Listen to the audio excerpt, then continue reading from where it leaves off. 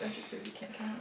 Welcome, listeners, to our debut episode of Marvel Therapy Group, where we stop clapping. I am excited, Joe, okay? I'm gonna clap if I get excited. This is what's happening. We're gonna fight over clapping. We're not even gonna get to Marvel. Apparently. Anyway, we are a dedicated group of 3 super fans. Read the description. Go. Now. Description. Okay, we are... So, as Joe said, this is Marvel Therapy Group. This is a podcast where 3 Marvel superfans hold a group therapy session where they debate and discuss why the other 2 hosts' opinions on Marvel are wrong. That's right. So we are here to console you and comfort you in all your Marvel needs. And today we have our debut episode. You're going to get to know us, our 3 hosts. So I think, start it out, let's just introduce ourselves. I'll go first. So my name is Jack. I am a big Marvel superfan, as you can probably tell. We've said that a lot. And my favorite MCU, my favorite Marvel character is Daredevil. Alright, are we doing last names? Is that a thing? Probably not. No last names? It's whatever you want to do. Alright. Well, then my name is Joe, and my favorite Marvel character... So he didn't want to do last names. Hey, we just agreed not to. Anyway, we can always change that in future episodes when we're famous. Anyway, my favorite Marvel character is Magneto. My name is Haley, and I'm not choosing a favorite Marvel character at this point. Okay. I'm not. I don't have one yet. So, like we said, We can't fight about Haley not picking a favorite Marvel character. For our first episode, we thought we'd start it with a little bit of nostalgia and go through our top 5 Marvel movies just to let you get a feel for what kind of podcast we're doing. So. Oh, we're going 5, 4, 3, 2, 1? We're going 5, 4, 3, 2, 1. 1. Plus an honorable mention at the end. Who wants to start? Or 14. I'll go first. Gonna go, across the table. Alright. Alright, so starting at number 5, number 5 Marvel movie is the most recent one, and it is Infinity War. Excellent. You wanna talk a little bit about that? Yeah, Number 5 absolutely. So, obviously, expectations for Infinity War were super high. The hype it's basically been like a movie 10 years in the making. In my opinion, Marvel just exceeded all expectations. They made a movie that was just absolutely amazing. It was an amazing spectacle from beginning to end. It had comedy, it had drama, it had really hard-hitting moments. It was just a lot of fun to see in the theater until the last 5 minutes. Fair. And I just feel like for a movie to be able to bring together so many different characters, so many characters with so many different personalities, to make them all work and make them all be able to come together and make this one really coherent movie, I feel like it's just an amazing achievement. And that's my number 5. Excellent. You spoke very highly of that movie, so why is it your number 5? The only reason it's not higher is I definitely think it relies a lot on the audience having seen a lot of Marvel movies before. I feel like it's not a movie you can just go in and be totally okay and just have be able to watch without having any prior knowledge. It definitely depends on the audience knowing everything that's happened before. And I think for a new fan, you couldn't show a new fan, someone who had never seen a Marvel movie, you couldn't show them that one. Yeah. So that's the only reason why it's She still loved it. Really? Yeah, she was very emotionally stricken at the end, and she wasn't even attached. She was attached for 2 hours, and she was upset at the end. She won't even talk to me about it. It's too upsetting. And she wasn't even attached to the characters? Nope, not at all. Wow. Well, Infinity War didn't even make my list. Not to say it wasn't a good movie, but... That's exactly what he's saying, listeners. I have a lot of problems with that movie, because if you're gonna call your movie the biggest crossover event in recent history, you have to do a crossover, have the characters meet. It was just a series of characters in random parts of the galaxy fighting their own fight. Well, the problem with that argument, Joe, is that this is a 2-part movie, so you have to think that characters who didn't meet in this part are going to meet in the next part. Yeah, let's talk about that, because originally it was advertised as Part 1 and Part 2, and then it was advertised as Avengers 3 and Avengers 4. And if you're going to make a movie, it needs to have a beginning, a middle, and an end. And this was not an end. This was a cliffhanger for a Part 2 that is not going to be a Part 2.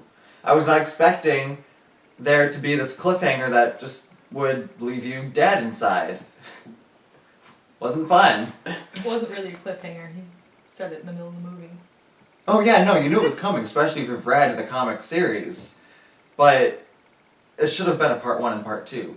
Well, because then that takes the emotional punch out of it. Well, you already know they're going to come back anyway.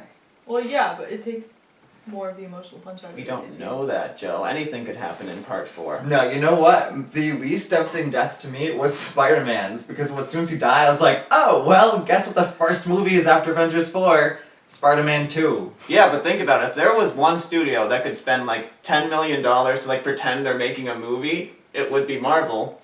What if what about all the stuff that we've seen for Spider-Man Homecoming is just a red herring? What if there's literally no Spider-Man Homecoming? I hope. That would be pretty cool. Sort of. Thoughts? You can't go back that far back. So you're saying there's no, like, if there was no Spider-Man Homecoming, it would be... I'm just saying, we don't know, anything could happen, anything, Avengers 3, okay, it left the door just wide open for anything to happen, and that's why it's my number 5, so... Mm-hmm. I think we're getting a little off track, why don't we go to your number 5, Joe? My number 5 top... My number 5th top Marvel movie is Iron Man 3. No. No. Hmm. I Wow. feel like we should move on. Getting controversial right away here. Yeah. Why? No, I love Iron Man 3 because it... Well, first of all, I love the Iron Man trilogy. It's my favorite Marvel trilogy. And this movie deals with a lot of good elements for the character, like his PTSD, and it also focuses... And this is the reason why a lot of people don't like it, but it focuses on Tony Stark. Not so much the Iron Man, but it brings a more humanistic element to it, as well as having a good action scene.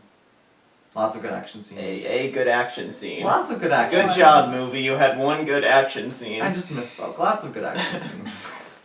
You know, I don't have a problem with doing a character-centric story, a story that kind of strips away like this character's armor. But I don't know. It's just I think the first Iron Man set the bar so high for Iron Man movies and superhero movies in general that I don't think either sequel is ever able to match that. And I don't know, I just really don't really have high opinions about Iron Man 3. It's kind of it's a very movie for like, me. I didn't hate it. I liked the movie. It wasn't bad, but like it wouldn't be in the top 5 out of all these movies. Well, it is my number 5 out of 5. You go. Yeah, but it wouldn't be in the top. Clearly not. I see your list right there. Yeah. My number 5 movie was Captain America: Civil War. That was the 5th movie. Mm-hmm. Because it just played on a lot of like their pasts and emotional connections and it was like a psychological thriller. Yeah, like a political yeah. psychological thriller. It was really Because good. they had a lot of like red herrings. Yeah. So. I have nothing really bad about that movie. I love that movie. Yeah. Gave us the Russo brothers' first MCU movie. Really? Yeah.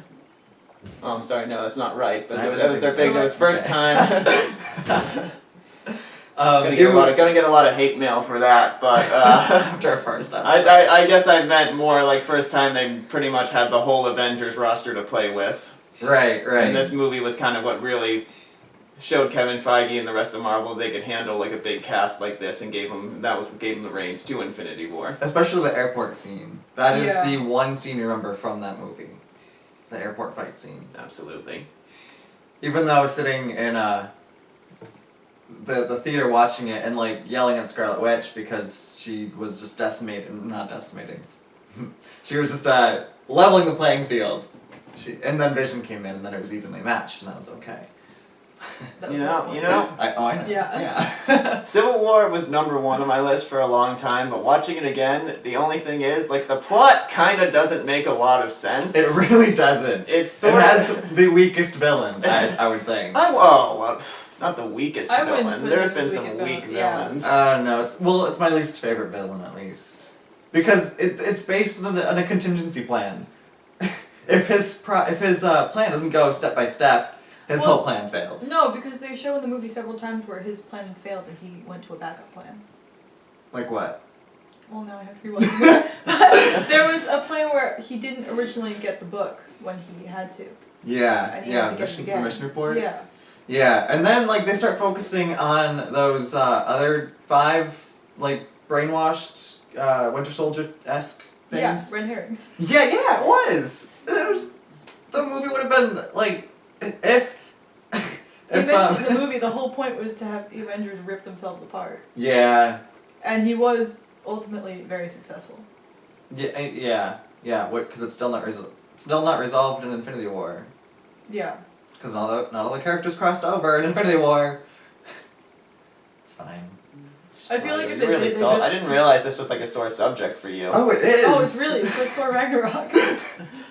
We will get to that. Alright, so moving on to my number 4 movie, and it is the original Avengers. Mm-hmm.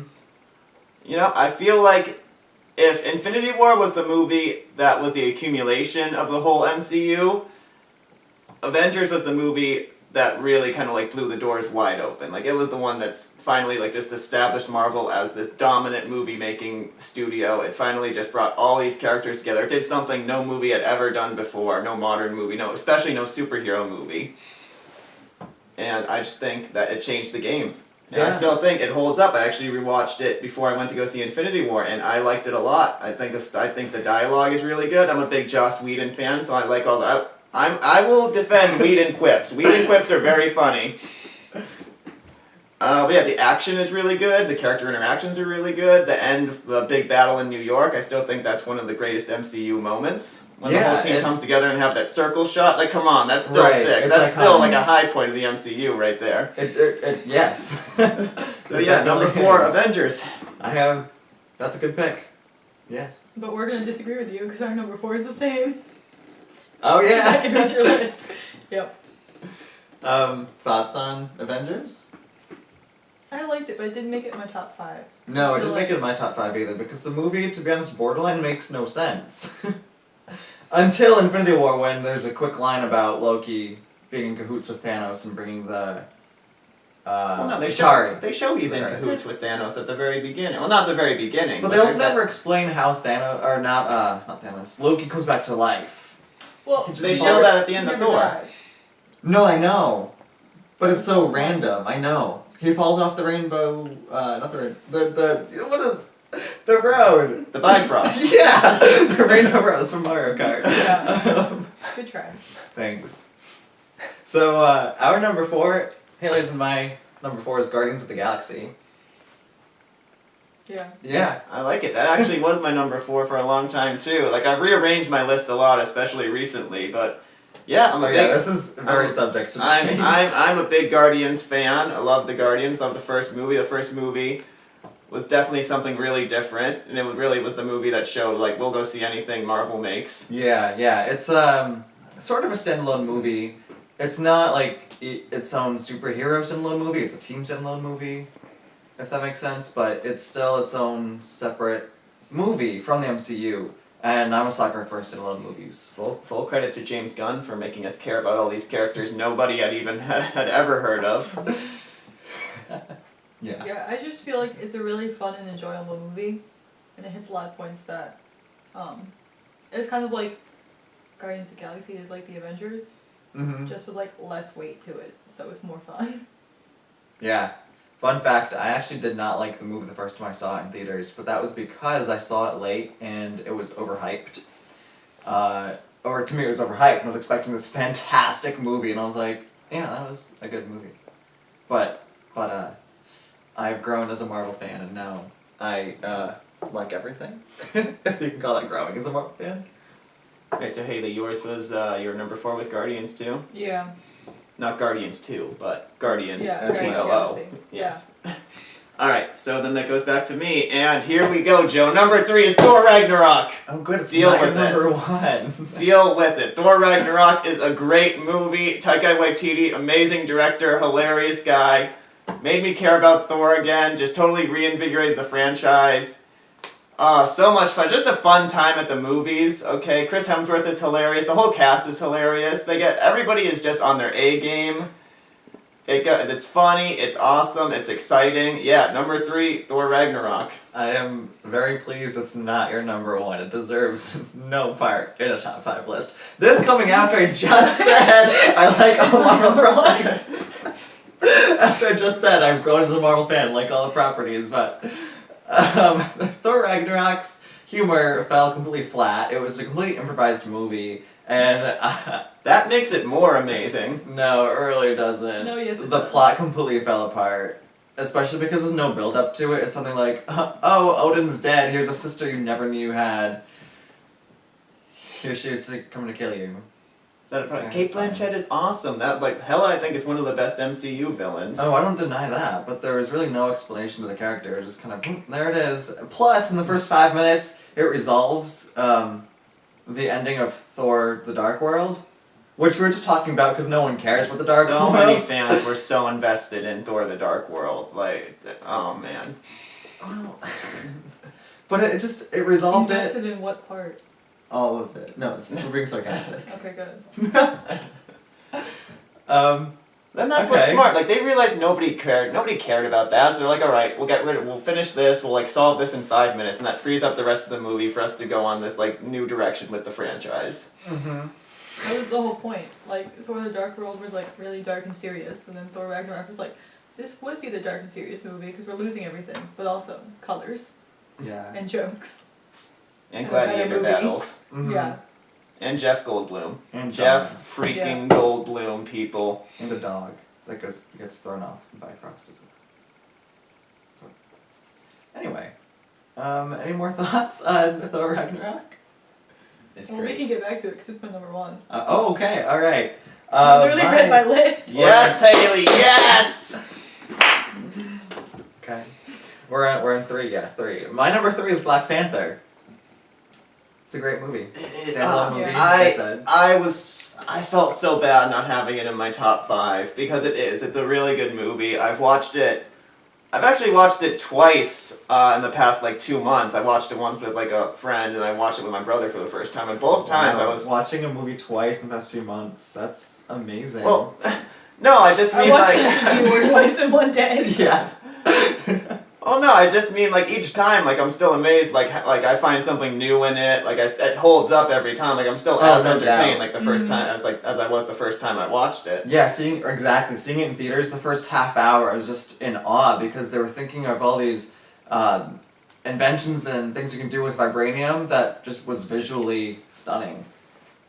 Yeah, definitely like build up this whole new world of Wakanda, which is like a really great addition to the MCU. It brought some much needed diversity into the MCU. It was, and $700 million. Yeah, over $1 billion. Billion, 700. Yeah, no, over not $1 700 billion. 700 domestic. I think they just announced that. It made $700 billion, didn't Wow. you know? Yeah. Your number 3, Haley? My number 3 is Infinity War. Mhm. Yeah. Yeah, well, you know, I We enjoy already Infinity fought War. over it, Yeah. so. Covered Infinity War. It's number 3 is a good Your spot list for is it. basically my list, like, in a different order. So, Do you want to start with number 2 then? it's Black Panther. Awesome. All right. Black Panther. Yeah, Yeah. our lists are the same list in a different order. Do you want to say a little bit about why you liked Black Panther? It was Anything just we haven't it talked was about? a beautiful movie. I could watch it, like, forever. Mm-hmm. Oh, another thing. When Black Panther came out, people were like, Marvel's villain problem is saved. But you know what? Marvel never had a villain problem. Because when the Yes, movies were it did. when the movies were coming out, You just said People that were the Civil not- War villain was the worst ever. it's still not a bad villain. It's just my least favorite. It's, I don't know. That's a complicated way of saying it's bad. Yes.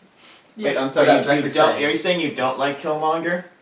No? Where did you get that idea? Oh, because you said something, I don't He's know. saying that When the Marvel movie... overhyped Killmonger. No, I You know, mean, going back to the beginning, the first movies, phase 1, people always say that there was a villain problem. But when those movies came out, people were not as invested in the cinematic universe. They weren't expecting these grandiose storylines. So I think the storyline of a classic hero origin, villain arises, villain is either defeated by death or whatever, usually death in the first phase, I think. That was fine because that's what we were expecting, and then we've evolved from that. Well, you have to say, like, I don't see how people could say that Phase 1 had weak villains, because until this most recent movie, you always heard, like, oh man, I wish they'd bring back the Red Skull, or of course everybody loves Loki, and he was like Phase 1, and I bet people would love to see Jeff Bridges come back again and do another movie. Right, see, I feel never had a like- villain problem. Yeah. Marvel villains more kind of flopped in the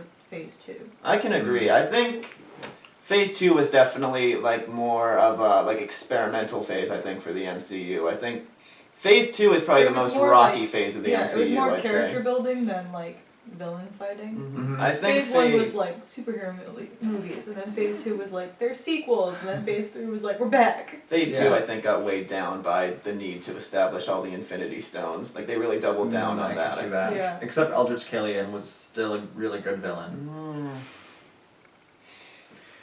We're number 2 now. Number 2. All right, Yeah. number 2 for me is Guardians of the Galaxy Yeah. Perfect. Volume 2. Oh.